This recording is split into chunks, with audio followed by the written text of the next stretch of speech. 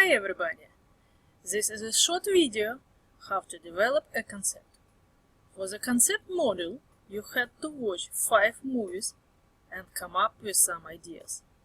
Next step was to choose one idea, a concept, and develop into a collection. I want to show you how I get through idea generation stage by creating a mind map. As you can see here, I already done a mind map related to concept of void.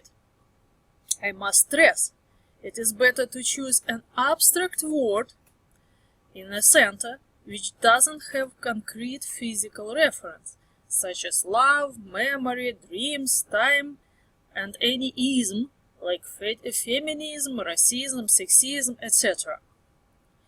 On the first image, you can see generated words which my mind associates with the word void. At first glance, all these words look random, but there are a trick I was using to generate them. I want to share these tricks with you. All these words are my emotional responses.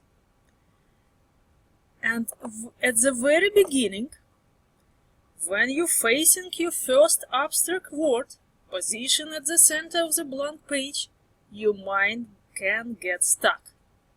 Why does it happen? The mind facing almost impossible task to translate an abstract word into the meaningful words, which mean something to you, and turn those meaningful words into images. What we can do to help our mind to unstuck? So now look for a piece of advice. First, we have to chunk a big task into some small manageable task. So first you can start from selection of categories. What I am going to show you now is the actual mind map started from categories. After I organize categories around my main abstract word, my brain gets shelves to fill in with words which mean something to me. The number of categories is variable according to your gut feeling. You can develop it. In my case, I choose such categories as negative emotions, positive emotions, architecture, materials, health, and art.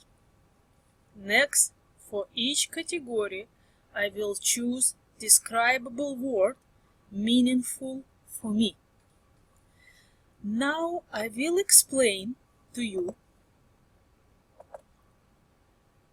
how I get all these meaningful words, emotionally meaningful words, to support each category. I will start with category of emotions. As you can see there, I have few options: safe, camouflage, happiness, unseen. How do I get there? What is my actual reasoning for that? So, safe. Why word safe represent for me a positive emotion associated with word void? Because I can hide and be unseen. A camouflage can make me hidden and safe, which mean to be there and not being seen. A loss. Why word loss represents for me a negative emotion associated with word void? Loss is something not there anymore. The feeling of depression or melancholy, like when autumn comes, the loss of summer and feeling of coming cold, something you cannot stop or prevent. Feeling of misery and transition from one state to another, like being in shaken state all the time. A damage. What word damage represents for me in architecture associated with word void? A house which was once occupied, but not anymore. it is now empty, is damaged with time. It is still there, but become void space.